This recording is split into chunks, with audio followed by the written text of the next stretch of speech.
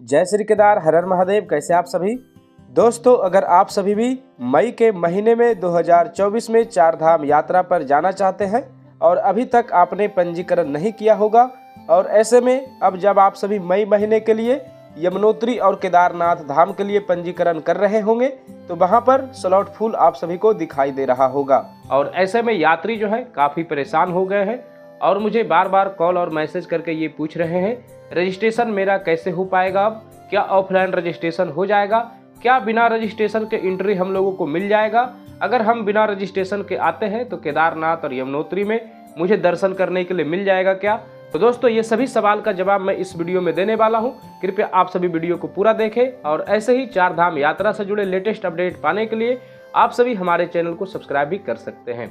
तो दोस्तों, आप सभी को बता दूं, केदारनाथ और यमुनोत्री का स्लॉट जो है बहुत ही तेजी से फुल होते जा रहे हैं और अभी तक 30 या 31 मई तक का स्लॉट जो है पूरी तरह से फुल हो चुका है यमुनोत्री धाम का। अब जून महीने के लिए यमुनोत्री धाम का स्लॉट खाली है, तो जो लोग भी जून महीने में यमुनोत्री धाम पर आ रहे हैं चार धाम यात्रा पर, वे अभी से ही अपना रजिस्ट्रेशन करवा लीजिए, क्योंकि यमुनोत्री धाम का स्लॉट सबसे पहले बुक हो जा रहा है। उसके बाद केदारनाथ धाम का अभी भी 30 और 31 मई का स्लॉट बचा हुआ है। तो जो लोग रजिस्ट्रेशन नहीं किए हैं और केदारनाथ धाम आना चाहते हैं वे 30 या 31 मई का स्लॉट चूज कर सकते हैं। तो दोस्तों, अब बात करते हैं, जो लोग पूछ रहे हैं बिना रजिस्ट्रेशन के मुझे केदारनाथ धाम में एंट्री मिलेगा या नहीं, तो आप सभी को बता दूं, अगर बिना रजिस्ट्रेशन का एंट्री मिल जाता तो फिर ये रजिस्ट्रेशन का सिस्टम ही क्यों लागू किया गया है। दोस्तों, कुछ लोग ऐसे भी होते हैं कि जब यहाँ पर बहुत ही ज़्यादा क्राउड होता है, रजिस्ट्रेशन का चेकिंग होता है, उस बीच वो छिपा कर किसी तरह से पास हो जाते हैं। फिर वही लोग ये हल्ला फैलाते हैं कि बिना रजिस्ट्रेशन के मैं आ गया हूँ। लेकिन दोस्तों, अगर आप सभी धाम पहुँच भी जाते हैं बिना रजिस्ट्रेशन के, जब तक आपका रजिस्ट्रेशन स्कैन होगा नहीं तब तक आपको दर्शन के लिए पर्ची मिलेगा नहीं। तो अगर आप सभी किसी भी तरह से पहुँच जाते हैं केदारनाथ धाम बिना रजिस्ट्रेशन के, तो आपको दर्शन के लिए पर्ची नहीं मिलेगा। फिर आपको दर्शन कैसे हो पाएगा, आप खुद सोचिए।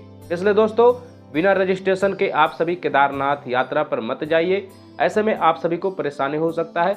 पिछले वर्ष भी मेरे कुछ ऐसे मित्र थे जो बिना रजिस्ट्रेशन के केदारनाथ धाम पर चले गए थे और उन्हें सोनप्रयाग से ही वापस लौटना पड़ा था, क्योंकि सोनप्रयाग में ही आप सभी को मालूम होगा कि रजिस्ट्रेशन को स्कैन करके ही आगे टैक्सी के लिए भेजा जाता है, और अगर आप सभी वहां पर अपना रजिस्ट्रेशन नहीं दिखाते हैं तो आपको ऐसे में वहां से वापस लौटना पड़ सकता है।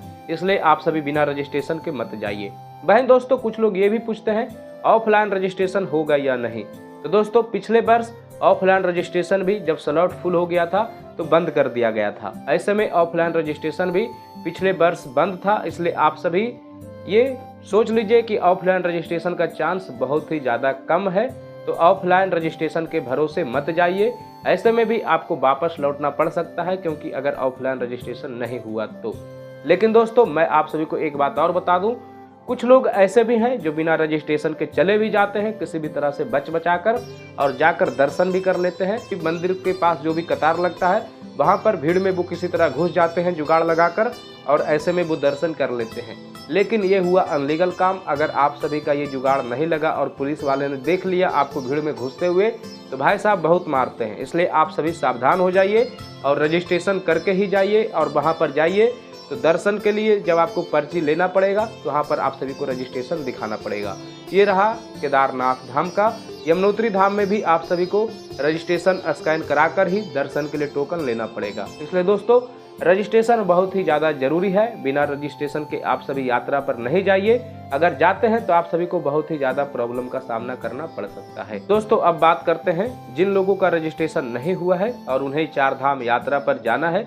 तो देखिए, बद्रीनाथ और गंगोत्री धाम के लिए अभी भी स्लॉट अवेलेबल है, लेकिन यमुनोत्री धाम और केदारनाथ धाम का स्लॉट बहुत ही जल्दी बुक हो जा रहे हैं।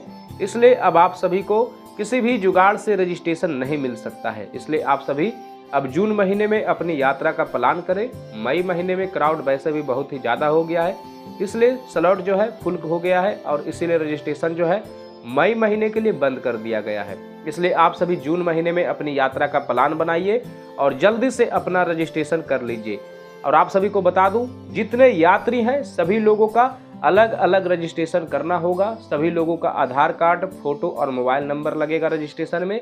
इसलिए आप सभी अपना रजिस्ट्रेशन अच्छे से कर लीजिए। जितने यात्री हैं उतने आप सभी को ई पास मिलेगा, इसलिए आप सभी रजिस्ट्रेशन अच्छे से करिए। जिन लोगों को रजिस्ट्रेशन के बारे में इंफॉर्मेशन नहीं है, नॉलेज नहीं है, वे रजिस्ट्रेशन नहीं करना चाहते हैं, वे हमारे टीम से पेड रजिस्ट्रेशन करवा सकते हैं। 50-100 रुपये में रजिस्ट्रेशन किया जाता है। आप सभी इस नंबर पर अपना डिटेल्स भेज दीजिए, आपको रजिस्ट्रेशन करके मिल जाएगा। आप सभी बिना देर किए हुए जून महीने के लिए रजिस्ट्रेशन करवा लीजिए, नहीं तो हर एक दिन अगर आप सभी लेट करेंगे तो जून महीने में भी स्लॉट जो है धीरे धीरे फुल हो जाएगा। इसलिए आप सभी रजिस्ट्रेशन करवा लीजिए। तो दोस्तों कुल मिलाकर बात यह है, बिना रजिस्ट्रेशन के आप सभी यात्रा पर नहीं जाइए, क्योंकि आपको वापस भी घूमना पड़ सकता है और अगर किसी भी प्रकार से पहुंच जाते हैं तो आपको दर्शन नहीं मिलेगा। इसलिए आप सभी रजिस्ट्रेशन करके ही चारधाम यात्रा पर जाइए।